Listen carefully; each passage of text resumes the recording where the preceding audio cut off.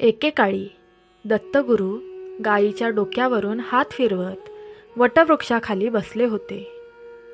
दत्त महाराज गायीला म्हणतात, पुरातन काळातील ही कथा ऐकल्याने मनातील इच्छा पूर्ण होते, मनुष्याचे कल्याण होते आणि माता लक्ष्मी स्वतः आपल्या मोठ्या पापांचा नाश करते. त्यामुळे ही कथा अर्धवट ऐकून सोडून देण्याची चुकी करू नका. ही कथा कान उघडे ठेवून मन शांत करून फक्त श्रवण केल्याने कितीही मोठे दुःख, सतवणारा शत्रू, पाठची पनवती, साडेसाती, भीती, वाईट शक्ती या सर्वांचा नाश होतो. त्यामुळे आजची कथा हलक्यात न घेता शेवटपर्यंत ऐकत रहा. या क्षणी दत्त महाराजांचा आशीर्वाद प्राप्त करण्यासाठी आजची ही पवित्र कथा लाईक करून दिगंबरा दिगंबरा श्रीपाद वल्लभ दिगंबरा टाईप करा किंवा श्री गुरुदेव दत्त टाईप करा. दत्तगुरूंच्या 3 भक्तांना ही कथा शेअर करा. त्यामुळे ब्रह्मा विष्णू महेश प्रसन्न होऊन वर्षभर तुम्हाला सुखसमृद्धीची कमी पडू देणार नाहीत. चला तर मग पापांचा नाश करणाऱ्या या अद्भुत कथेला सुरुवात करूया. आपण सर्वांनीच ऐकले आहे की दान केल्याने मोठे पुण्य मिळते. असे म्हणतात की देव दान करणाऱ्यांना आशीर्वाद देतो. पण तुम्ही कधी असा विचार केला आहे का की असेही दान असू शकते जे पुण्याऐवजी भयंकर पाप घडवून आणू शकते. असे दान जे एखाद्या महान राजालाही किडा बनण्यास भाग पाडू शकते. आज मी तुम्हाला अशीच एक खरी आणि रहस्यमय कहाणी सांगणार आहे. ही एका उदार राजाची कहाणी आहे, ज्याच्या एका चुकीच्या दानाने त्याचे संपूर्ण आयुष्य बदलले.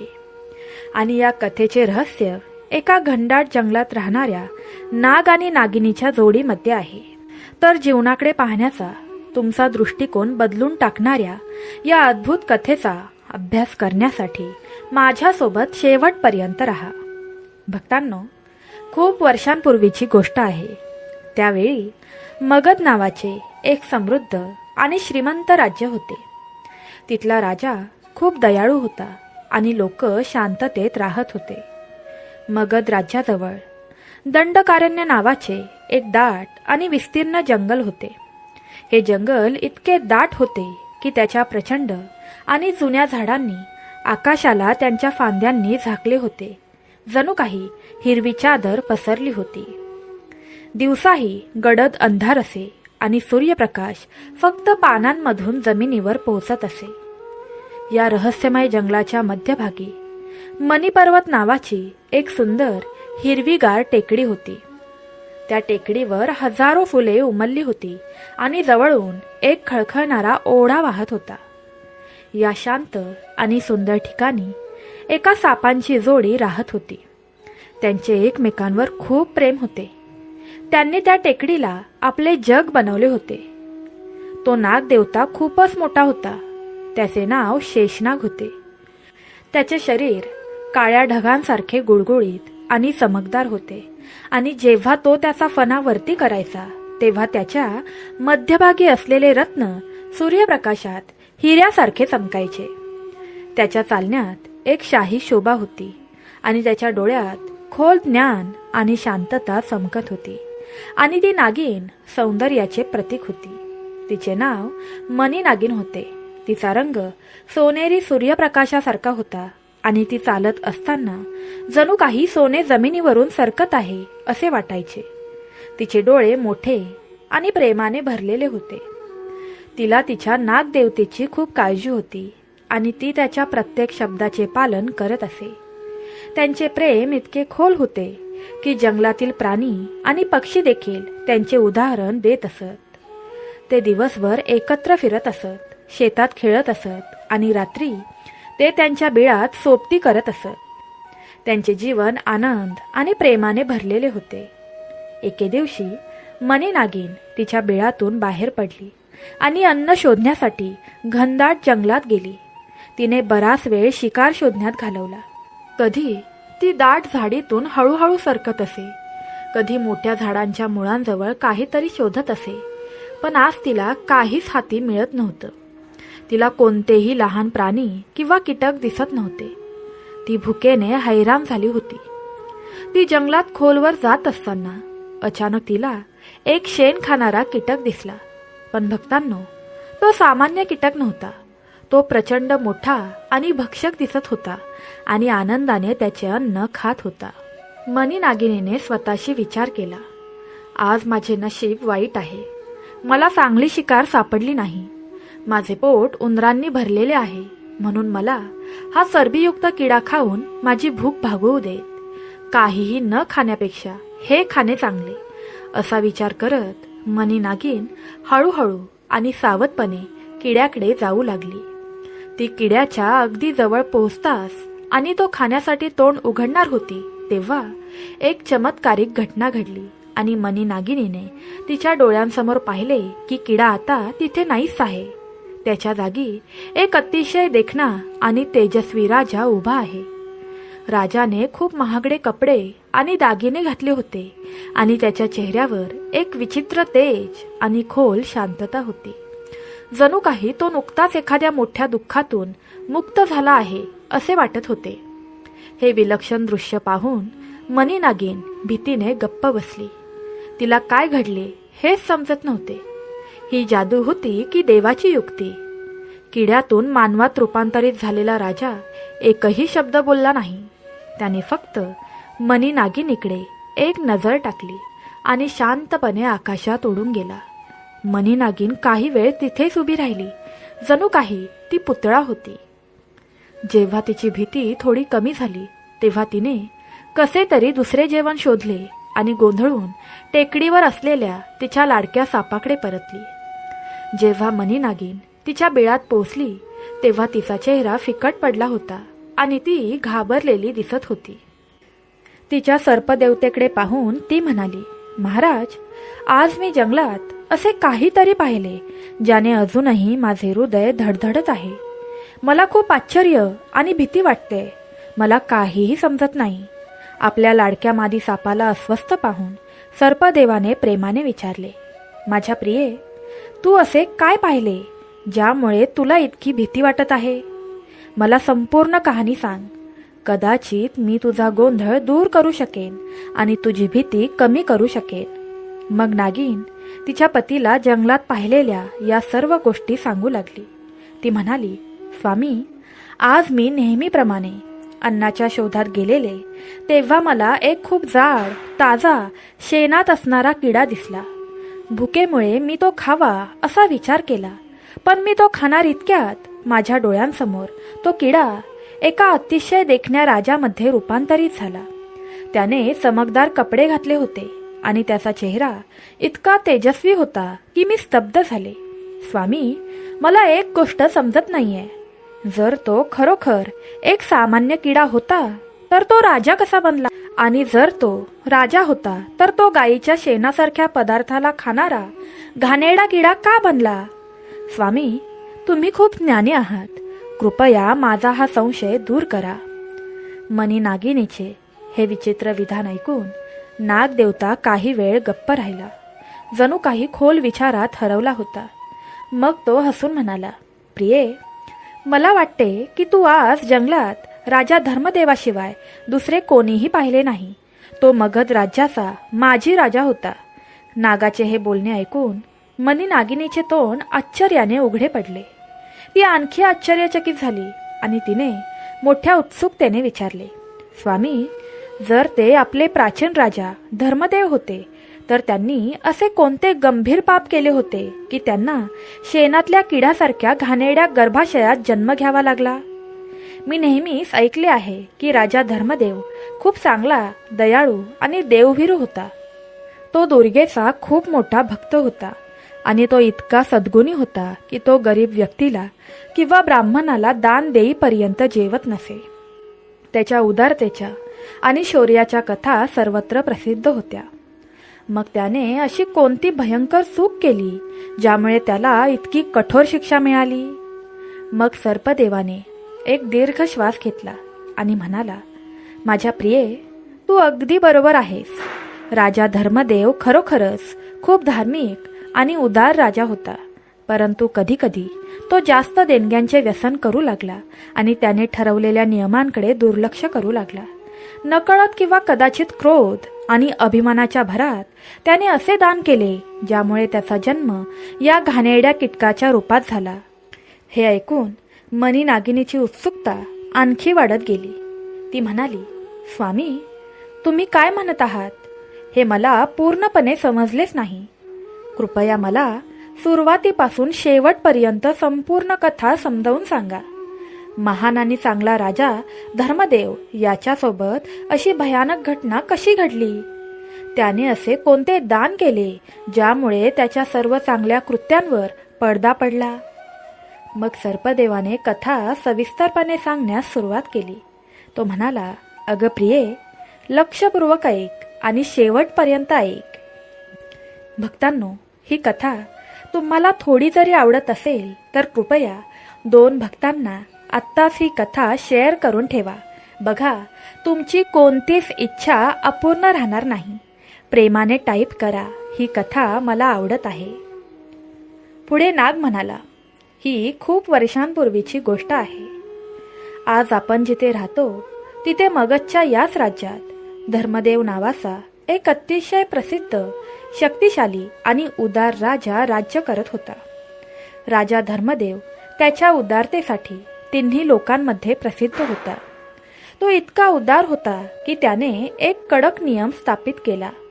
जोपर्यंत प्रत्येक भिकारी, प्रत्येक गरजू आणि त्याच्या दारात येणारा प्रत्येक ब्राह्मण पोटभर जेवत नाही आणि दानाने आनंदी होत नाही, तोपर्यंत तो पाण्याचा एक थेंबही पित नाही. हा त्याचा दैनंदिन विधी होता, जो तो कधीही मोडत नव्हता, मग काहीही असो. राज्य आणि आजूबाजूच्या राज्यांमधील लोक त्याच्या उदारतेचे आणि चांगल्या स्वभावाचे खूप कौतुक करत होते. ते त्याला देवाचे रूप मानत होते. राजा धर्मदेवचीही देण्याची एक विशेष पद्धत होती. तो फक्त एका विशिष्ट वेळीच दान करायचा आणि नंतर कधीही नाही. राजा दररोज सकाळी ठीक 10 वाजता भिक्षा वाटायचा आणि सूर्यास्त होताच किंवा संध्याकाळ होताच तो भिक्षा देणे पूर्णपणे थांबवत असे. जरी संध्याकाळनंतर त्याच्या दारात एखादा भिकारी आला तरीही तो त्याला भिक्षा देत नसे. उलट तो त्यांना हळुवारपणे समजावून सांगत असे आणि दुसऱ्या दिवशी सकाळी यायला सांगत असे. राजाची कीर्ती अशी होती की त्याचे दानधर्माचे नियम हळूहळू सर्वत्र पसरत होते. आता दररोज राजा धर्मदेवच्या राजवाड्याबाहेर भिकारी, ब्राह्मण आणि गरिबांचा मोठा जमाव जमत असे.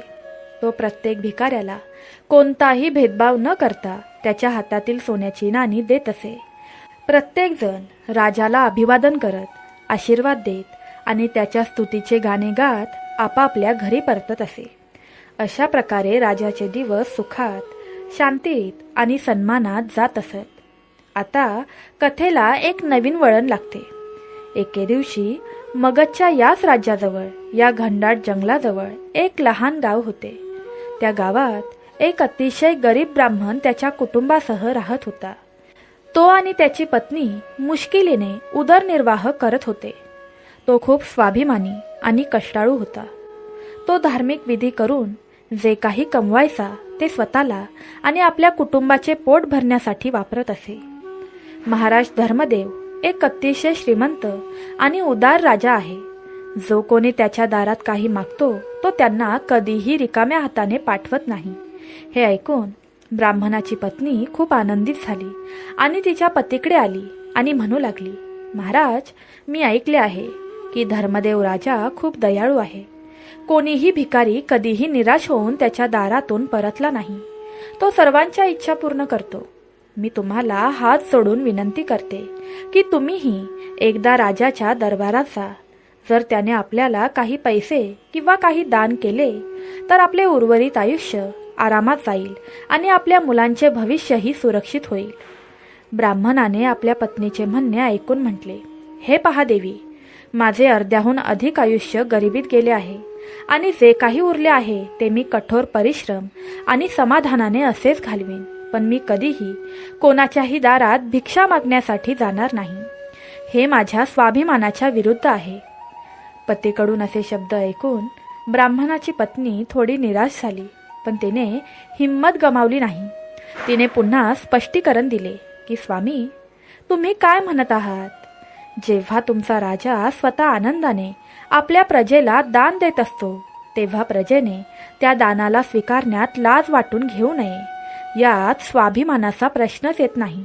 आणि आपण ब्राह्मण आहोत.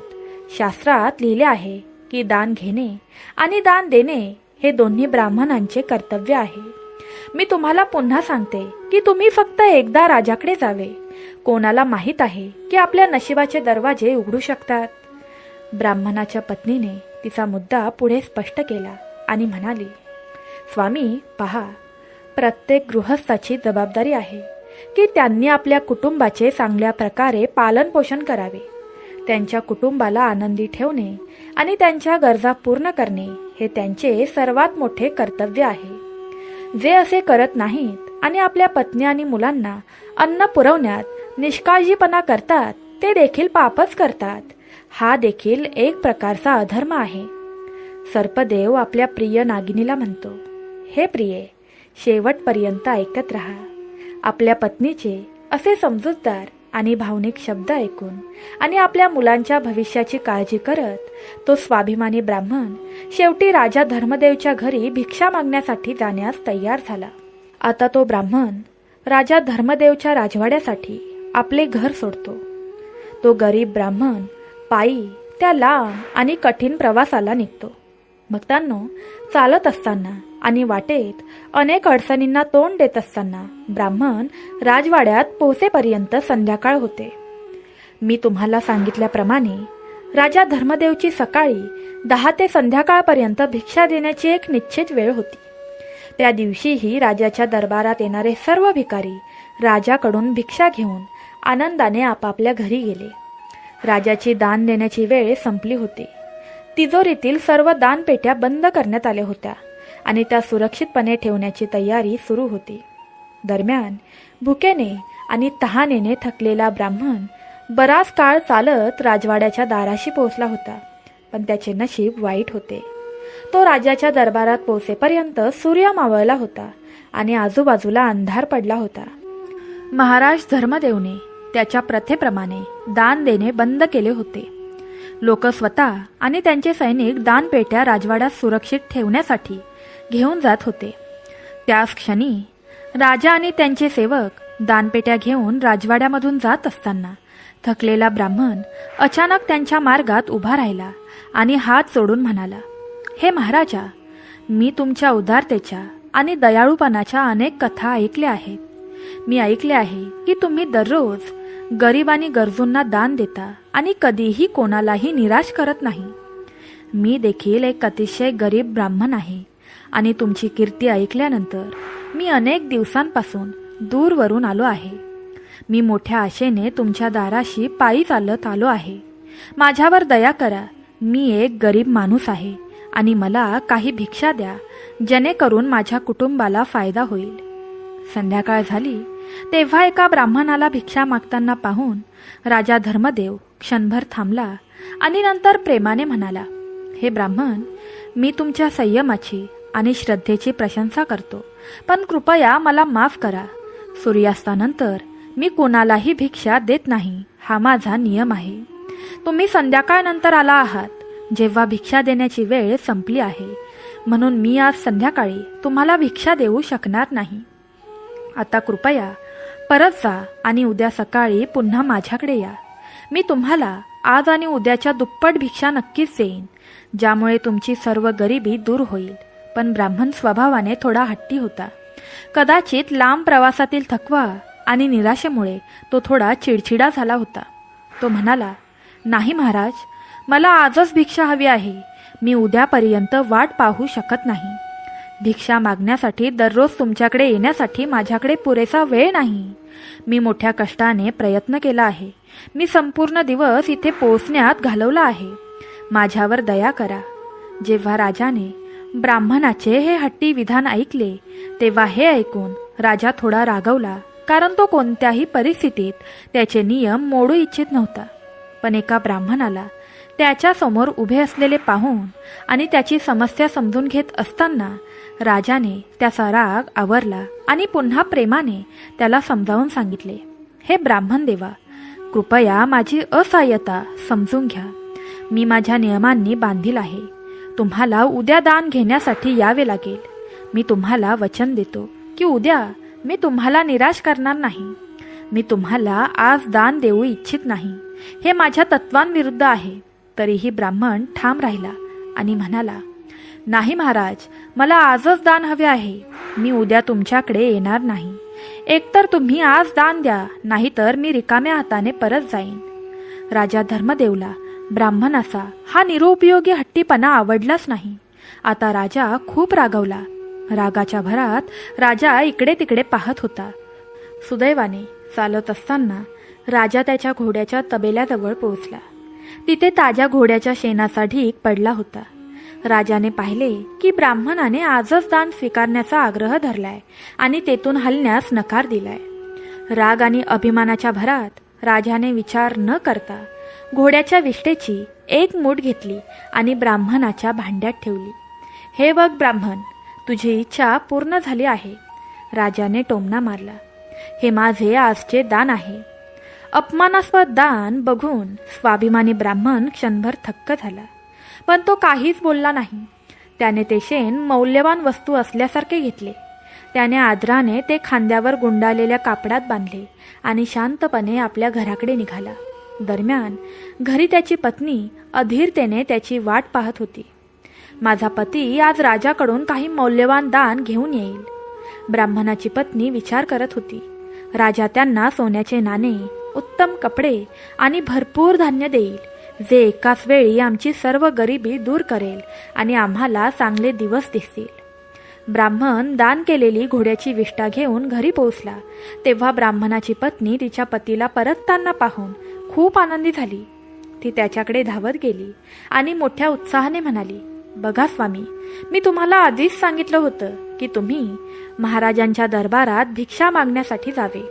मला खात्री आहे की महाराजांनी तुम्हाला इतकी भिक्षा दिली असेल की आपली गरिबी कायमची नाहीशी होईल. हे ऐकून ब्राह्मण थोडा गंभीर झाला आणि म्हणाला, देवी, तुम्ही बरोबर आहात. दात्याने आधीच भिक्षा दिली आहे आणि मी ती आनंदाने स्वीकारली आहे. एक काम करा, प्रथम गंगाजल आणि गाईच्या शेणाने हे ठिकाण शिंपडून सारवून ते शुद्ध करा. त्यानंतरच मी तुम्हाला राजाची मौल्यवान भिक्षा दाखवीन. अन्यथा ही भिक्षा अशुद्ध होईल आणि आपल्याला त्यातून काहीही चांगले मिळणार नाही. मोठ्या आनंदाने आणि उत्साहाने ब्राह्मणाच्या पत्नीने लगेचच शेणाने ती जागा स्वच्छ केली आणि त्या पवित्र ठिकाणी तुपाचा दिवा लावला. त्यानंतर ती या अनोख्या देणगीची साक्षीदार होण्यासाठी श्रद्धापूर्वक जमिनीवर बसली. त्यानंतर ब्राह्मणाने आपल्या पत्नीला शेणाने भरलेली वाटी दिली. वाटीत दुर्गंधीयुक्त शेण पाहून ब्राह्मणाची पत्नी आश्चर्यचकित झाली. ती तिच्या पतीला मोठ्या आश्चर्याने आणि दुःखाने म्हणाली, स्वामी, ही कसली मस्करी करत आहात तुम्ही? हे काय आहे? राजाने हेच दान दिले आहे का? ब्राह्मण शांत होऊन म्हणाला, देवी, यात एवढं मजेदार काय आहे? राजाने मला जे काही दान म्हणून दिले आहे ते मी तुमच्यासाठी आणले आहे. मी ते स्वीकारले आहे, म्हणून आता ते आपले आहे. ब्राह्मणाची पत्नी खूप दुःखी झाली आणि रडू लागली. अरे देवा, राजाने आम्हाला दान म्हणून घोड्याचे शेण दिले आहे का? त्या महान उदार राजाकडे पैशाची इतकी कमतरता आहे का की त्याला त्याच्याकडे भिक्षा मागणाऱ्यांना शेण द्यावे लागते? हे खूप वाईट आहे. मग काही विचार करून ती पुढे म्हणाली, ठीक आहे स्वामी, राजाकडून चूक झाली असेल किंवा तो एखाद्या गोष्टीबद्दल नाराज असेल. दुःखी होऊ नका. राजाकडे परत जा आणि त्याला तुमच्या गरिबीबद्दल सांगा. पण त्या दिवसानंतर तो स्वाभिमानी ब्राह्मण पुन्हा कधीही राजाकडे भिक्षा मागण्यासाठी गेला नाही आणि ब्राह्मण कुटुंब पूर्वीसारखेच जगत राहिले. त्या ब्राह्मणाने राजाने दान केलेले शेण आपल्या घराच्या एका कोपऱ्यात ठेवले, असे समजून की ते दान आहे. भक्तांनो, असे म्हटले जाते आणि आपले धार्मिक शास्त्र देखील तेच सांगतात की दानाचे जे काही फळ मिळते ते चांगले असो वा वाईट, ते दात्याला अनेक वेळा, हजारो वेळा परत मिळते. जर तुम्ही तुमच्या आयुष्यात एखाद्या चांगल्या व्यक्तीला प्रेमाने काहीतरी चांगले दान केले असेल तर देव त्याचे फळ हजारो किंवा लाखो पटीने आपल्याला देतो. या तत्वानुसार राजा धर्मदेवने रागाच्या भरात एका ब्राह्मणाला घोड्याचे शेण दान केले. दैवी कृपेने ब्राह्मणाच्या दाराशी ठेवलेले शेण हळूहळू डोंगरासारखे वाढू लागले. शेण गूढपणे दररोज मोठे होत गेले. अशा प्रकारे राजाच्या दृष्ट दानाचे नकारात्मक परिणाम वाढतच गेले. ती ब्राह्मणाची पत्नी तिच्या पतीला अनेकदा विचारायची, महाराज, या वाढत्या शेणाचे काय होईल? ते दररोज वाढत आहे आणि आता ते एका ढिगासारखे दिसते. तुम्ही शहाणे आहात, कृपया मला हे रहस्य समजावून सांगा. मग ब्राह्मण गंभीरपणे म्हणायचा, हे पहा देवी, ही काही सामान्य घटना नाही. राजाने रागाच्या भरात केलेल्या दृष्टदानाचे हे परिणाम आहेत. ते सतत वाढत आहे आणि शेवटी ज्याने हे घडवले त्याला त्याचे परिणाम भोगावे लागतील. जर आपण हे शेण काही प्रकारे वापरले असते किंवा फेकून दिले असते तर कदाचित राजाला काही चांगले परिणाम मिळाले असते किंवा पापाचे परिणाम कमी झाले असते. पण आता ते आपल्यासाठी काहीही उपयोगाचे नाही आणि ते सतत वाढत आहे, म्हणून राजाला त्याचे भयानक परिणाम भोगावे लागतील. त्याच्या पापांचा घडा भरत आहे. हे ऐकून ब्राह्मणाची पत्नी खूप काळजीत पडायची. अशा प्रकारे बरीच वर्षे गेली. राजा धर्मदेव ही घटना पूर्णपणे विसरला होता, परंतु कर्माचे परिणाम कोणालाही सोडत नाहीत. एका रात्री राजाला एक भयानक स्वप्न पडले. त्याने स्वतःला एका अतिशय अंधारलेल्या आणि घाणेरड्या जागी असल्याचे जाणवले. त्याच्या भोवती फक्त शेण होते. काही भयानक दिसणारे यमदूत त्याला धरून जबरदस्तीने शेण खाऊ घालत होते. राजा स्वप्नात ओरडला, पण त्याला मदत करण्यासाठी कोणीही नव्हते. जेव्हा तो जागा झाला तेव्हा तो घामाने भिजला होता आणि त्याचे हृदय धडधडत होते. त्या दिवसापासून राजाला दररोज रात्री तेच भयानक स्वप्न पडायचे. तो नीट झोपूही शकत नव्हता. दिवसेंदिवस त्याची चिंता वाढत गेली. त्याने त्याच्या राज्यातील सर्वात प्रसिद्ध वैद्यांना बोलावले, पण कोणीही त्याला बरे करू शकले नाही. राजाला समजले की हा एक साधा आजार नाही तर वाईट कृत्याचे परिणाम आहेत. तथापि त्याला आठवत नव्हते की त्याने कोणते पाप केले होते. एके दिवशी राजाने त्याच्या सर्वात विश्वासू मंत्र्याला बोलावले आणि त्याला सर्व काही सांगितले. खूप ज्ञानी आणि अनुभवी असलेला तो मंत्री राजाला म्हणाला, महाराज, तुम्ही नकळत खूप मोठी चूक केली आहे असे दिसते. तुम्ही तुमच्या राज्यातील सर्वात प्रसिद्ध ज्योतिषी आणि ज्ञानी पंडित रसिकनंद सागर याला बोलवून घ्यावे. कदाचित तो त्याच्या दिव्य दृष्टीने तुमच्या समस्येचे कारण शोधू शकेल. राजाला मंत्र्याचे शब्द बरोबर वाटले आणि त्याने लगेच रसिकनंद सागर यांना राजवाड्यात येण्याचे आमंत्रण पाठवले. मग ते पंडित राजवाड्यात आल्यावर राजाने त्याचे मोठ्या आदराने स्वागत केले आणि त्याची समस्या त्यांना सांगितली. पंडित डोळे मिटून काहीतरी वेळ खोल ध्यानात गेले. जेव्हा त्यांनी डोळे उघडले तेव्हा त्यांच्या चेहऱ्यावर खोल चिंता होती. तो पंडित राजाला म्हणाला, राजन, या भयानक स्वप्नाचे कारण तुम्ही अनेक वर्षांपूर्वी केलेल्या एका गंभीर पापाचे आहे. राग आणि अभिमानाच्या भरात तुम्ही एका गरीब आणि स्वाभिमानी ब्राह्मणाला सोने आणि चांदी देण्याऐवजी घोड्याचे शेण दान केले. तुम्ही त्या ब्राह्मणाचा गंभीर अपमान केला. तेच पाप आता तुम्हाला असा त्रास देत आहे आणि ही तर फक्त सुरुवात आहे. राजन, जर तुम्ही लवकरच या पापाचे प्रायचित्त केले नाही तर तुम्हाला मेल्यानंतर शेणातील किडा बनून ते सर्व शेण खावे लागेल. ज्योतिषाचे हे ऐकून राजा धर्मदेवला वाटले की जणू त्याच्या पायाखालून जमीन सरकली आहे. त्याला धक्का बसला. ज्योतिषीच्या सांगण्यावरून राजाला त्या सर्व जुन्या गोष्टी स्पष्टपणे आठवल्या. हो, मी हे घृणास्पद कृत्य केले होते. आता राजा अत्यंत घाबरला. तो लगेच ज्योतिषीच्या पाया पडला आणि हात जोडून रडू लागला आणि त्याला विचारू लागला, हे गुरुदेव, कृपया मला सांगा की मी या पापापासून कसा वाचू शकतो. यावर काही उपाय आहे का? ज्योतिषाने उत्तर दिले, राजा, कोणत्याही व्यक्तीला त्याच्या कृत्यांचे परिणाम भोगावेच लागतात. परंतु एक उपाय आहे. तुम्ही त्या ब्राह्मणाला शोधून त्याची माफी मागितली पाहिजे.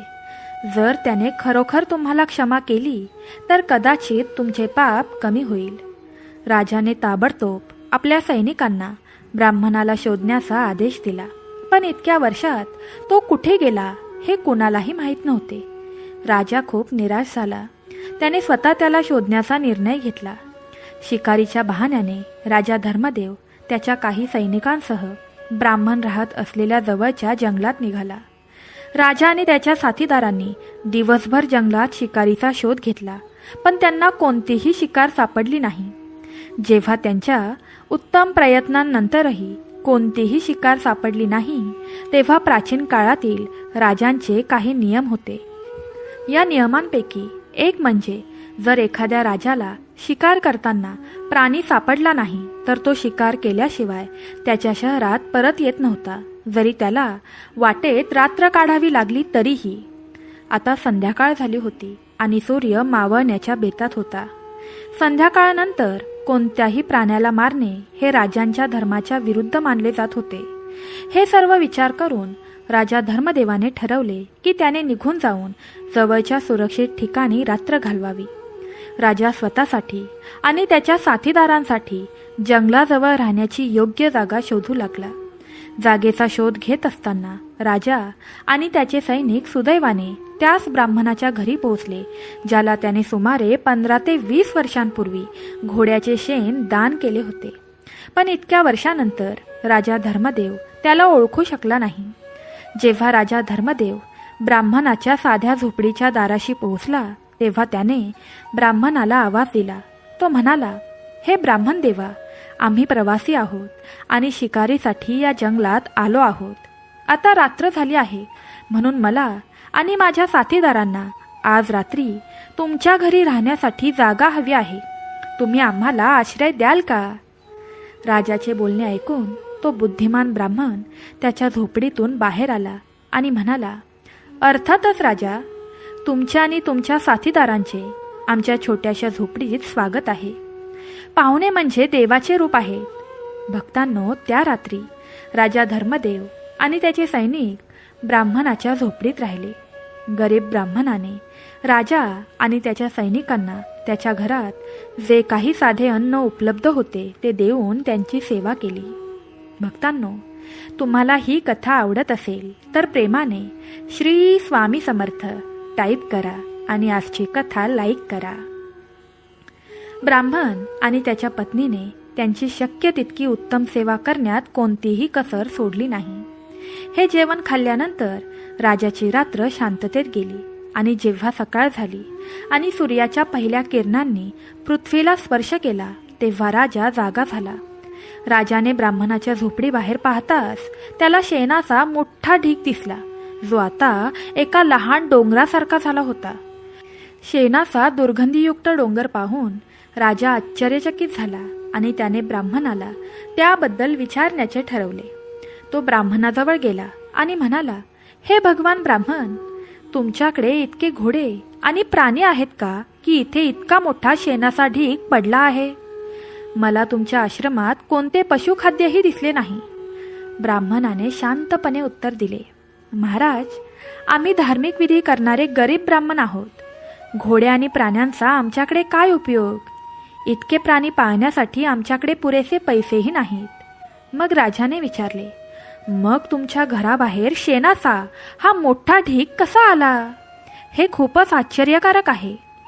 मग ब्राह्मणाने राजाला गंभीरपणे समजावून सांगितले, हे पहा राजा, जर तुम्हाला खरोखर जाणून घ्यायचे असेल की हा शेणाचा ढीग इथे का आणि कसा जमला आहे, तर त्यामागे एक खोल रहस्य लपलेले आहे. हे फक्त सामान्य शेण नाही. हे रहस्य जाणून घेण्याची राजाची इच्छा आणखी प्रबळ झाली. तो अस्वस्थपणे म्हणाला, हो हो भगवान ब्राह्मण, मला नक्कीच सर्व काही जाणून घ्यायचे आहे. कृपया मला ते रहस्य सांगा. ब्राह्मण म्हणाला, हे प्रवाशांनो, काळजीपूर्वक ऐका. आपल्या मगध राज्याचा राजा खूप उदार आणि चांगला मानला जातो. तो दररोज भिक्षा मागणाऱ्यांना सोने आणि मौल्यवान वस्तू दान करतो. सुमारे 15 ते 20 वर्षांपूर्वी माझ्या पत्नीने मला जबरदस्तीने भिक्षा गोळा करण्यासाठी राजाच्या दरबारात पाठवले. मी राज दरबारात पोहोचलो तेव्हा संध्याकाळ झाली होती आणि राजाचा भिक्षा देण्याचा काळ संपला होता. पण मी त्याच वेळी राजाचे दान स्वीकारण्याचा आग्रह धरला होता. संतापलेल्या राजाने घोड्याचे शेण माझ्या भांड्यात टाकले. मी ते अपमानास्पद दान आदराने घेतले आणि घरी परतलो. ते माझ्या दाराशी एका कोपऱ्यात ठेवले. ते मला काही उपयोगाचे नव्हते आणि मला ते फेकून द्यायचेही नव्हते. मग राजा म्हणाला, अरे ब्राह्मण, हे विचित्र आहे. राजाने तुला फक्त थोडेसे शेण दिले असेल, पण ते इतके मोठे पर्वत कसे बनले? ब्राह्मणाने मग स्पष्ट केले, माझ्या प्रिय भावा, आपले वेद आणि पुराण सांगतात की माणूस जे काही दान करतो ते चांगले असो व वाईट, त्याला 1000 पट अगदी 1,00,000 पटही मिळते. राजाच्या संतप्त शेणाचे दान कालांतराने येथे जमा झाले आहे. कर्माच्या नियमांनुसार 1000 पटीने वाढले आहे. आता राजाला स्वतःच्या कर्माचे परिणाम भोगावे लागतील. ब्राह्मणाकडून हे सर्व ऐकून राजा धर्मदेवला सर्व काही आठवले. तो लगेच ब्राह्मणाच्या पाया पडला आणि हात जोडून रडत त्याला विचारू लागला, हे भगवान ब्राह्मण, मीच तो दुर्दैवी राजा धर्मदेव आहे. मी नकळत हे गंभीर पाप केले आहे. कृपया मला क्षमा करा आणि या गंभीर पापापासून वाचवण्याचा काहीतरी मार्ग दाखवा, अन्यथा माझे जीवन नरक बनेल. मी तुमचा आश्रय घेतो. थोडा वेळ विचार केल्यानंतर ब्राह्मण म्हणाला, राजा, जर तुम्ही तो राजा असाल तर तुम्हाला त्याचे परिणाम भोगावेच लागतील, कारण कोणीही त्यांच्या कृतींच्या परिणामांपासून वाचू शकत नाही. राजा, तुमच्या कृतींचे परिणाम तुम्हाला नक्कीच भोगावे लागणार. हो, पण जर तुम्हाला हे सर्व शेण एकट्याने खायचे टाळायचे असेल तर मी तुम्हाला आणखी एक कठीण उपाय सांगतो. जर तुम्ही या उपायाचे पालन केले तर तुमच्या पापात अनेक वाटेकरी होतील आणि तुम्हाला शेणाचा एक छोटासा भाग मिळेल. म्हणून तुम्हाला हे सर्व शेण जन्मभर एकटेच खावे लागेल. राजाने पटकन विचारले, हे देवा, कृपया मला लवकर सांगा की उपाय काय आहे. मी काहीही करण्यास तयार आहे. ब्राह्मण म्हणाला, राजा, एक काम करा. सर्वांसमोर तुमच्या कुटुंबातील पुरोहिताच्या, तुमच्या गुरुच्या मुलीचा हात धरून तिला जबरदस्तीने तुमच्या राजवाड्यात घेऊन जा आणि त्यांनी वारंवार मागितल्यानंतरही ती मुलगी त्यांना परत करू नका. जेव्हा तुम्ही हे घाणेरडे कृत्य कराल तेव्हा तुमच्या राज्यात तुम्हाला खूप वाईट नावांना सामोरे जावे लागेल. लोक तुम्हाला पापी आणि अनीतिमान म्हणतील. तुम्ही जितके वाईट नावांना तोंड द्याल तितकी तुमची टीका होईल. ते दुष्कर्म करणारे जितके जास्त तुमच्या पापात सहभागी होतील तितकाच हा शेणाचा ढीग आकुंचन पावेल. पण एक गोष्ट लक्षात ठेवा, तुम्ही त्या मुलीबद्दल कोणत्याही प्रकारची वाईट भावना मनात बाळगू नका. तिला स्वतःची मुलगी समजा आणि त्याबद्दल कुणालाही सांगू नका. लोक विचार करतील की तुम्ही तुमच्या गुरुच्या मुलीचे अपहरण तुमची वासना पूर्ण करण्यासाठी केले आहे. मग संपूर्ण राज्यात तुमची बदनामी होईल आणि हा शेणाचा ढीग एखाद्या चमत्कारासारखा आकुंचन पावेल. राजाला हा विचित्र आणि कठीण उपाय समजला. जरी तो त्याच्या तत्वांच्या विरुद्ध असला तरीही त्याने आपल्या पापातून मुक्त होण्यासाठी असे करण्यास सहमती दर्शवली. राजा आपल्या शहरात परतला आणि थेट त्याच्या कुटुंबाच्या पुजाऱ्याच्या घरी गेला. राजाला अचानक त्याच्या घरी पाहून पुजाऱ्याला आश्चर्य वाटले. त्याने राजाला आदराने विचारले, राजा, तुम्ही इतक्या अचानक इथे कसे काय आलात? सर्व काही ठीक आहे ना? राजा गंभीर स्वरात म्हणाला, गुरुदेव, कृपया तुमच्या मुलीला माझ्याकडे बोलवा. माझे तिच्याकडे काहीतरी महत्त्वाचे काम आहे. कुटुंबाच्या पुजाऱ्याला वाटले की राजा कदाचित त्याच्या मुलीला बक्षीस देऊ इच्छित असेल, म्हणून त्याने त्याच्या तरुण मुलीला हाक मारली.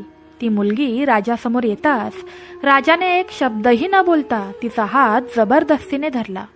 पुजाऱ्याला दूर ढकलले आणि त्याच्या ओरडण्याकडे दुर्लक्ष करून तिला जबरदस्तीने आपल्या राजवाड्यात घेऊन गेला. तो गरीब ब्राह्मण आपल्या मुलीसाठी मोठ्याने रडत होता आणि विनवणी करत म्हणत होता, महाराज, तुम्ही काय पाप करत आहात? कृपया माझ्या मुलीला सोडा. पण राजाने त्याचे काहीच ऐकले नाही.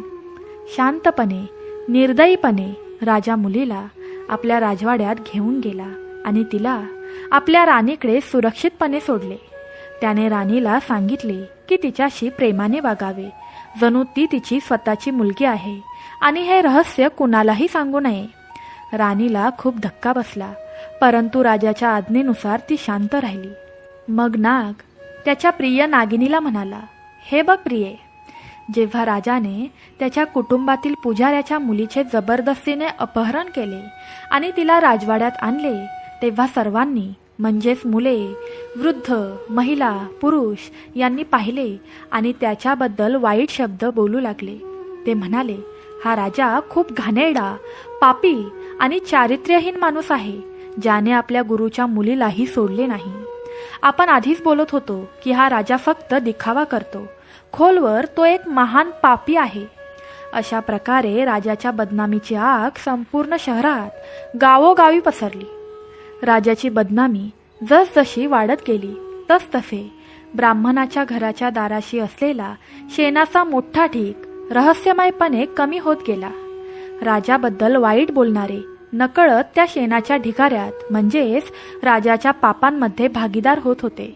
हळूहळू काही महिन्यात बहुतेक शेणाचा ढीग निघून गेला. काही दिवसांनी राजा ब्राह्मणाकडे परत गेला आणि तो उपाय किती चांगला काम करतो हे त्याने पाहिले. त्याने पाहिले की ब्राह्मणाच्या घरासमोरील शेणाचा ढीग बराच कमी झाला आहे, जवळजवळ त्याने पहिल्यांदा दान केलेल्या रकमेइतकाच. हे पाहून राजा खूप आनंदित झाला. हात जोडून तो ब्राह्मणाला म्हणाला, महाराज, तुमच्या कृपेने माझे डोंगराळ पाप नाहीसे झाले आहे, परंतु हे छोटेसे शेण अजूनही शिल्लक आहे. कृपया मला यावरही एक उपाय सांगा, जेणेकरून मी या उर्वरित पापापासून पूर्णपणे मुक्त होऊ शकेन. ब्राह्मणाने थोडा वेळ विचार केला आणि मग म्हणाला, राजा, हे उरलेले शेण तुमच्या मूळ पापाचा भाग आहे. तुम्हाला ते कधी ना कधी याच जन्मात किंवा पुढच्या जन्मात स्वतःलाच खावे लागेल. त्यातून सुटण्याचा दुसरा कोणताही मार्ग नाही. हे ऐकून राजा पुन्हा निराश झाला आणि म्हणाला, महाराज, कृपया हे उरलेले शेण काढून टाकण्याचा आणि मला किडा होण्यापासून रोखण्याचा मार्ग सांगा. मग ब्राह्मणाने एक शेवटचा उपाय सांगितला. तो म्हणाला, राजा, माझा एक भाऊ तुमच्या शहरात राहतो. तो माझ्यापेक्षाही जास्त विद्वान आणि तपस्वी आहे. तो आणि त्याची पत्नी खूप उदात्त लोक आहेत आणि ते नेहमीच देवाच्या भक्तीत मग्न असतात. मला वाटतं की ते अद्याप तुमच्याबद्दल वाईट बोलले नाहीत, कारण ते कुणाबद्दलच वाईट बोलत नाहीत. जर ते तुम्हाला दोषी ठरवू शकले तर कदाचित हा उरलेला शेणाचा ढीग देखील नष्ट होईल आणि तुम्ही या पापापासून पूर्णपणे मुक्त व्हाल. ब्राह्मणाचे हे बोलणे ऐकून राजाच्या मनात थोडीशी आशा निर्माण झाली. तो म्हणाला, ठीक आहे महाराज, मी हा शेवटचा प्रयत्न नक्कीच करेन. मग नाग नागिनीला सांगतो की राजा धर्मदेव आता पुन्हा स्वतःचा वेश बदलून दुसऱ्या ब्राह्मणाच्या घरी जातो. जेव्हा राजा त्या तपस्वी ब्राह्मणाच्या घरी पोहोचला तेव्हा ब्राह्मण आणि त्याच्या पत्नीने त्याचे पाहुणे म्हणून स्वागत केले. राजाने जाणून बुजून त्याच्याशी वाईट बोलण्यास सुरुवात केली. राजा म्हणाला, हे भगवान ब्राह्मण, मी ऐकले आहे की इथला राजा खूप पापी झाला आहे. त्याने त्याच्या गुरुच्या मुलीचे अपहरण केले आहे. पण तपस्वी ब्राह्मण शांत राहिला आणि म्हणाला, असंच असेल काहीतरी, मला माहीत नाही. मी या संसारिक गोष्टींमध्ये अडकत नाही. राजाने खूप प्रयत्न केले, पण सदाचारी ब्राह्मण राजाबद्दल वाईट बोललाच नाही. मग तपस्वी ब्राह्मणाला त्याच्या दिव्य दृष्टीने कळले की तो दुसरा कोणी नसून स्वतः राजा धर्मदेव आहे. हे लक्षात आल्यावर ब्राह्मण रागाने म्हणाला, अरे धूर्त माणसा, मी तुला ओळखतो. तू स्वतः तो राजा आहेस आणि मला तुझे वाईट बोलायला लावून तू मला तुझ्या पापात सहभागी करून घेऊ इच्छितोस. तुझ्या पापांचे परिणाम तुला स्वतः भोगावे लागतील. तू त्यातून सुटू शकत नाहीस. येथून निघून जा. तपस्वी ब्राह्मणाने राजाला फटकारले आणि त्याला हाकलवून लावले. निराश आणि दुःखी होऊन राजा धर्मदेव त्याच ब्राह्मणाच्या घरी परतला आणि त्याच्या पाया पडून रडू लागला. ब्राह्मण म्हणाला, राजा, आता काहीच उपाय नाही. हे शेण तुम्हाला खावेच लागेल. राजा म्हणाला, हे ब्राह्मण, ही एक भयानक शिक्षा आहे. कृपया मला थोड्या काळासाठी किडा बनवा, जेणेकरून मी हे शेण लवकर खाऊ शकेन आणि मुक्त होऊ शकेन. ब्राह्मणाने उत्तर दिले, राजा, हे माझ्या नियंत्रणाबाहेर आहे, पण जर तुम्ही उरलेले सर्व शेण खाल्ले तर तुम्ही या पापापासून पूर्णपणे मुक्त व्हाल, कारण तुम्ही तुमच्या आयुष्यात खूप दान आणि सत्कर्मे केली आहेत. म्हणून तुमच्या पापांचे परिणाम भोगल्यानंतर तुम्ही थेट स्वर्गात जाल. काही दिवसांनी राजा धर्मदेव मरण पावला आणि त्याच्या मृत्यूनंतर ब्राह्मणाने सांगितल्याप्रमाणे त्याच्या कर्मानुसार त्याच जंगलात एका मोठ्या शेण खाणाऱ्या किड्याच्या रूपात पुनर्जन्म झाला. तो किडा त्याच्या दान केलेल्या शेणाच्या ठिकाणी पोचला आणि तो ते खाऊ लागला. हळूहळू अनेक वर्षांपासून तो किडा ते शेण खात होता. आणि हे प्रिये, ज्या दिवशी तू किडा पाहिला तेव्हा तो त्याच्या वाट्याचा शेवटचा तुकडा खात होता. जसा तू त्याच्यावर हल्ला करण्याचा प्रयत्न केलास तसाच त्याने तो शेवटचा तुकडा खाल्ला आणि त्याची पापे पूर्ण होताच तो किड्याच्या शरीरातून स्वतःला मुक्त करून त्याच्या खऱ्या गौरवशाली राजा स्वरूपात परतला. आणि त्याच्या चांगल्या कर्मामुळे पापांपासून मुक्त होऊन तो थेट स्वर्गात गेला. हे प्रिये, आज तू तोच राजा धर्मदेव पाहिलास, ज्याला एका छोट्याशा चुकीसाठी इतकी भयंकर शिक्षा भोगावी लागली. जेव्हा सर्पदेव शेषनागाने त्याच्या प्रिय मनी नागिनीला राजा धर्मदेवची संपूर्ण दुःखद कहाणी सांगितली तेव्हा मनी नागिनीचे हृदय करुणेने आणि पश्चातापाने भरून आले. तिच्या सुंदर डोळ्यातून अश्रू वाहू लागले. रडत रडत ती तिच्या पतीला म्हणाली, हे स्वामी, मी किती भयंकर आपत्ती आणणार होते. मी या पुण्यवान आत्म्याला, जो त्याच्या कर्माचे फळ भोगत होता, त्याला माझे अन्न बनवणार होते. जर मी त्याला खाल्ले असते तर मी त्याच्या तारणात अडथळा आणला असता आणि मी एका संतांच्या हत्येचा दोषी ठरले असते. हे स्वामी, मी अज्ञानी होते, कृपया मला क्षमा करा. नागदेवतेने आपल्या प्रियसीचे सांत्वन केले आणि म्हटले, माझ्या प्रिये, ही तुझी चूक नाही. तू तुझी भूक भागवण्यासाठी शिकार करत होतीस, जो निसर्गाचा नियम आहे. तू जाणून बुजून कोणतेही पाप केले नाहीस. उलट देवाचा खेळ होता की तुझ्याद्वारे त्या राजाच्या मुक्ततेचा काळ पूर्ण व्हायचा होता. तिथे तुझ्या आगमनाने त्याचे शेवटचे जेवण पूर्ण झाले. तू फक्त एक कारण होतीस. पण मनी नागिनीच्या मनाला शांती मिळत नव्हती. ती म्हणाली, माझ्या प्रभू, या घटनेने माझे डोळे उघडले आहेत. या जगात आपल्या बाह्य स्वरूपावरून आपण कोण संत आहे आणि कोण पापी आहे हे ओळखू शकत नाही. त्या राजानेही एक छोटीशी चूक केली होती, परंतु त्याचा अभिमान आणि क्रोध त्याच्यावर आला आणि तो त्या लोकांच्या पापांमध्ये सहभागी झाला, ज्यांच्या पापांमुळे त्याने नकळत पाप केले होते. कर्माचे हे चक्र खूप गुंतागुंतीचे आणि गूढ आहे. त्या दिवशी मनी नागिनीने प्रतिज्ञा घेतली. ती म्हणाली, हे स्वामी, आजपासून मीही त्या ब्राह्मणासारखी कधीही कोणाची टीका करणार नाही. मला प्रत्येक जीवात देवाचा अंश दिसेल आणि पूर्ण सत्य जाणून घेतल्याशिवाय मी कुणाबद्दलही मत बनवणार नाही. राजा धर्मदेवाच्या कथेने मला एक मोठा धडा शिकवला. आपल्या प्रियसीचा हा निश्चय ऐकून सर्पदेवाला फार आनंद झाला. तो म्हणाला, प्रिये, आज तुला या कथेचा खरा सार समजला आहे. या कथेचा उद्देशच तो होता. कथा ऐकून मनी नागिनीच्या मनात आणखी एक प्रश्न निर्माण झाला.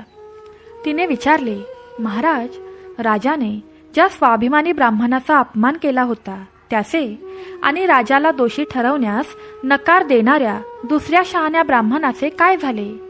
नागदेव हसला आणि म्हणाला, प्रिये, प्रत्येकाला त्यांच्या कर्मांचे फळ भोगावेच लागते.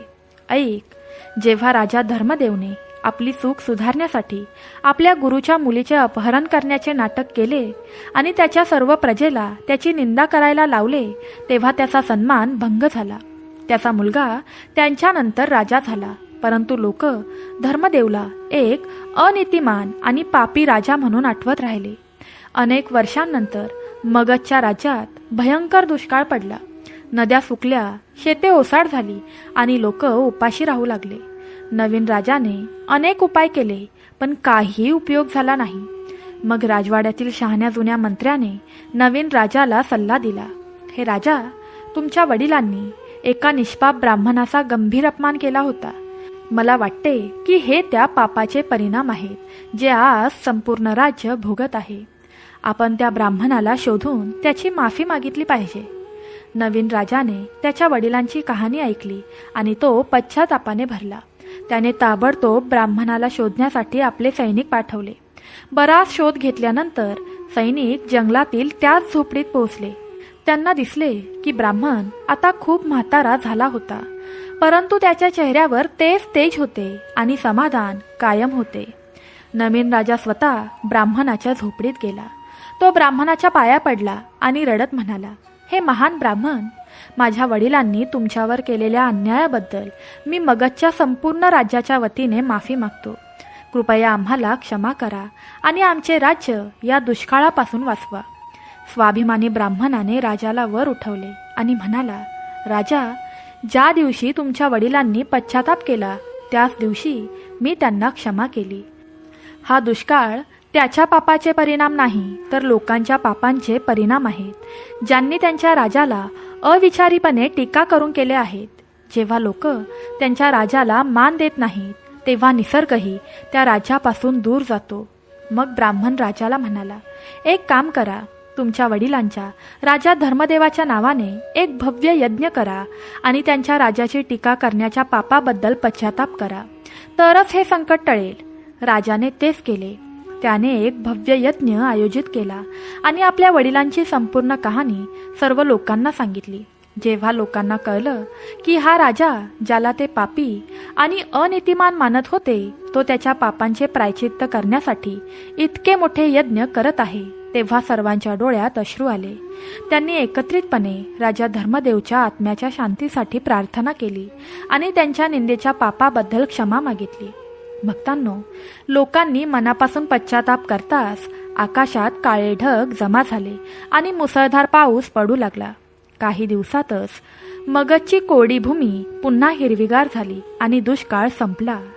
त्या दिवसापासून मगधच्या लोकांनी राजा धर्मदेवला एक महान संन्यासी आणि सदाचारी राजा म्हणून आठवले आणि तो दुसरा तपस्वी ब्राह्मण, ज्याने राजाची निंदा करण्यास नकार दिला होता, त्याच्या भक्ती आणि ध्यानाने तो इतका उच्च पदावर पोहोचला की त्याला जिवंतपणी स्वर्गात स्थान मिळाले. त्याने सिद्ध केले की कोणाचीही टीका न करणे हे सर्वात मोठे तप आहे. त्याच्या कथेचा शेवट करताना नागमणी नागिनीला म्हणाला, तर बघ माझ्या प्रिये, एका छोट्या कर्माचे फळ किती दूरपर्यंत पोहोचते. त्याच्या प्रजेकडून आलेल्या एका निंदेने तो किडा झाला. तिने नागाच्या चरणी डोके टेकवले आणि म्हणाली, महाराज, आज तुम्ही मला फक्त एक कथाच नाही तर जीवनाचा खरा मार्ग दाखवला आहे. मी हे ज्ञान नेहमीच लक्षात ठेवेन. त्या दिवसापासून मणिपर्वतावर राहणाऱ्या त्या नाग आणि नागिनीच्या जोडप्याचे जीवन निश्चितच धन्य झाले. भक्तांनो, ही कथा आपल्याला शिकवते की आपण आपल्या जीवनात 3 गोष्टी नेहमी लक्षात ठेवल्या पाहिजेत. पहिली गोष्ट म्हणजे कधीही रागाने किंवा अभिमानाने वागू नये, विशेषतः दान धर्मासारखी पुण्यकर्मे, कारण चुकीच्या हेतूने दिलेले दान पुण्य नाही तर पाप बनते. दुसरे म्हणजे कधीही न ऐकलेल्या गोष्टींवर विश्वास ठेवू नका आणि इतरांची टीका करू नका, कारण सत्य न जाणता एखाद्याबद्दल वाईट बोलणे आपल्याला त्यांच्या पापांमध्ये सहभागी बनवू शकते. आणि तिसरे म्हणजे आणि सर्वात महत्त्वाचे म्हणजे नेहमी आपले कर्म शुद्ध ठेवा, कारण आपण जे काही करतो ते एके दिवशी आपल्याला त्रास देतेच. राजा धर्मदेवची कथा ऐकल्यानंतर बरीच वर्षे उलटली. सर्पदेव, शेषनाग आणि मणिनागिन त्यांच्या शांत मणिपर्वतावर आनंदाने राहत होते. मणिनागिनीने तिचे व्रत पूर्णपणे पूर्ण केले होते. आता तिला प्रत्येक जीवात देव दिसत होता आणि तिच्या मनात कोणाबद्दलही वाईट भावना नव्हती.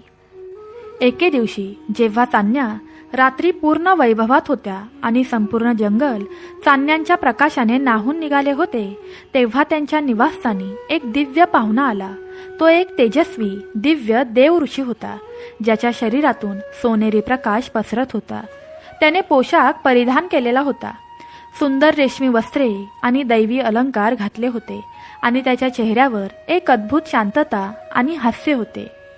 जेव्हा नाग आणि नागिनीने त्या दिव्य पाहुण्याला पाहिले तेव्हा त्यांना लगेच कळले की हा कोणी सामान्य माणूस नाही.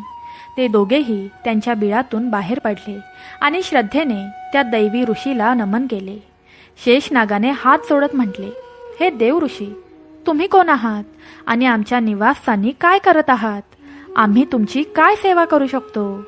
त्या देव ऋषींनी हसत म्हटले, हे नागराज, तुम्ही मला ओळखले नाही का? मी तोच आत्मा आहे ज्याला तुमच्या पत्नीने शेणातील किड्याच्या रूपात पाहिले होते. मी मगधपूरचा राजा धर्मदेव आहे. हे ऐकून नाग व नागिन आश्चर्यचकित झाले. हे राजन, तुम्ही तर तुमच्या पुण्याच्या अभावात स्वर्गलोकात गेला होता. आज एवढ्या वर्षानंतर या रूपात कसे? राजा म्हणाला, हो नागिन, मी स्वर्गलोकातच होतो, पण माझे एक काम अपुरे राहिले होते. मी आज विशेष तुम्हाला भेटायला आलो आहे, तुम्हाला धन्यवाद करायला. मनी नागिन म्हणाली, धन्यवाद? पण मी असे कोणतेही काम केले नाही. उलट मी तुम्हाला माझा आहार बनवणार होते. राजा धर्मदेव प्रेमाने म्हणाला, नाही नागिन, तुम्ही एक कारण होता. तुझ्या शेवटच्या हल्ल्याच्या भीतीने माझ्या कर्माची गती वाढली, ज्यामुळे मला वेळेवर मुक्ती मिळाली. पण मी तुमचे आभार मानण्यासाठी अजून एका कारणास्तव आलो आहे. स्वर्गात नारद ऋषींनी मला सांगितले की माझी दुःखकथा ऐकल्यानंतर तुम्ही केवळ पश्चाताप केला नाही, तर कोणाचीही टीका न करण्याची गंभीर प्रतिज्ञाही केली. तुम्ही एका स्वाभिमानी ब्राह्मणाला, माझ्या मुलाला सत्याचा मार्ग दाखवण्याची प्रेरणा दिली. तुम्हाला माहीत नाही, तुमच्या एका लहान चांगल्या विचाराने संपूर्ण राज्य विनाशापासून वाचले. हे ऐकून मनी नागिनीच्या डोळ्यात कृतज्ञतेचे अश्रू आले. आज तिला एका शुद्ध विचाराची शक्ती समजली. राजा धर्मदेव पुढे म्हणाला, मी आज आणखी एक रहस्य उलगडण्यासाठी येथे आलो आहे. कर्माचा नियम खूप खोल आहे. माझे पाप नष्टच झाले नाही, तर त्याचा निषेध करणाऱ्या सर्वांच्या नशिबात लहान भागांमध्ये जोडले गेले. मगधमध्ये दुष्काळ पडला तेव्हा ते त्या एकत्रित पापाचे परिणाम होते. जेव्हा लोकांनी पश्चाताप केला तेव्हा ते पाप पूर्णपणे नष्ट झाले. पण राजा पुढे म्हणाला की त्या शेणाच्या ढिगाऱ्याचा एक छोटासा भाग अजूनही शिल्लक आहे. तो भाग जो त्या तपस्वी ब्राह्मणाने निंदा न करून घेण्यास नकार दिला होता, तो माझ्या मूळ पापाचा सर्वात शुद्ध भाग होता. तो पृथ्वीवरच राहिला पाहिजे, जोपर्यंत त्याला कोणताही द्वेष न करता स्वीकारू शकेल असा शुद्ध आत्मा सापडत नाही. मनी नागिनीने आश्चर्याने विचारले, त्या उरलेल्या भागाचे काय झाले? राजा धर्मदेव म्हणाला, त्याने आपला तळहात उघडला, ज्यामध्ये निळ्या रत्नासारखा दिसणारा एक लहान चमकदार निळा दगड होता. तीच गोष्ट आहे.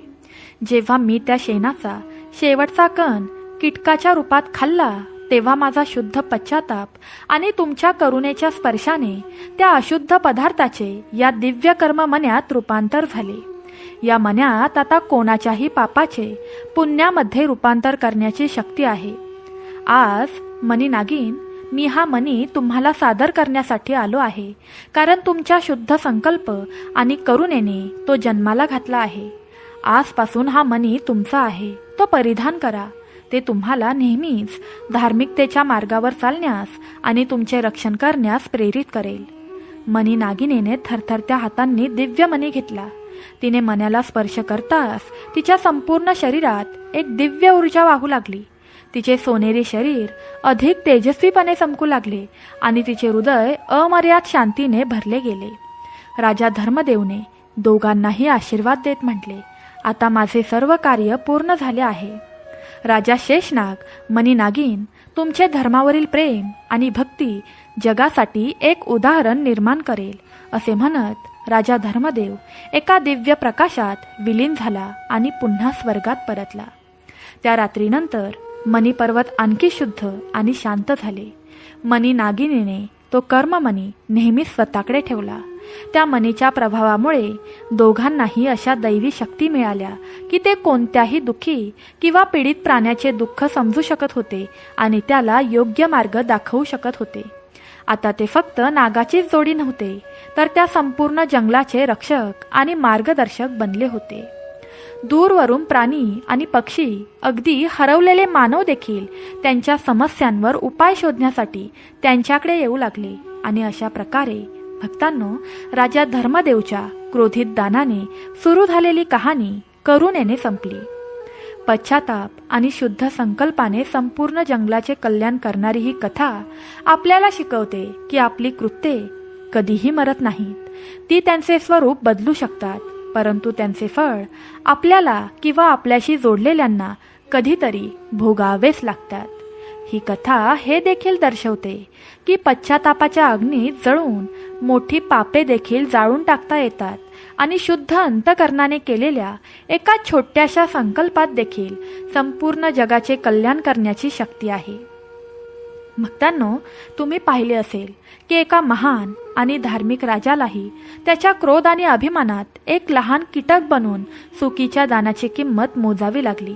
ही कथा आपल्याला शिकवते की दान नेहमीच प्रेमाने, भक्तीने आणि शुद्ध अंतकरणाने दिले पाहिजे.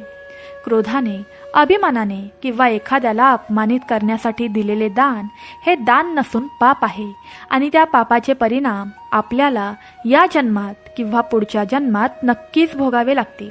म्हणूनच जेव्हा तुम्ही एखाद्याला काही देता तेव्हा मनापासून आणि आनंदाने द्या, कारण तुम्ही दिलेली चांगली किंवा वाईट कृत्ये तुमच्याकडे अनेक पटींनी परत येतात. भक्तांनो, मला आशा आहे की तुम्हाला या कथेचा पुढचा रहस्यमय आणि दिव्य भाग आणखीच आवडला असेल. खरंच आवडला असेल तर प्रेमाने कमेंट करून सांगा, हा भाग मला खूप आवडला. जीवनातील अशा खोल रहस्यांना जाणून घेण्यासाठी आणि समजून घेण्यासाठी आमच्यासोबत जोडलेले राहा. आपल्या चॅनलला सबस्क्राईब करा. आजची कथा इतरांपर्यंत पोहोचवा, जेणेकरून परमेश्वर तुमच्यावर प्रसन्न होतील आणि तुमच्या सर्व इच्छा पूर्ण करतील. भक्तांनो, मी तुम्हा सर्वांसाठी परमेश्वराकडे प्रार्थना करते. ही कथा ऐकणाऱ्या मनुष्याच्या सर्व इच्छा पूर्ण करा. मरेपर्यंत त्यांच्यावर संकट येऊ देऊ नका आणि त्यांची आणि त्यांच्या कुटुंबाची काळजी घ्या. तथास्तु. श्री स्वामी समर्थ. सांब सदाशिव. भगवान विष्णूंच्या हृदयात वसणाऱ्या माता लक्ष्मीला प्रणाम असो. राधे राधे. श्री गुरुदेव दत्त.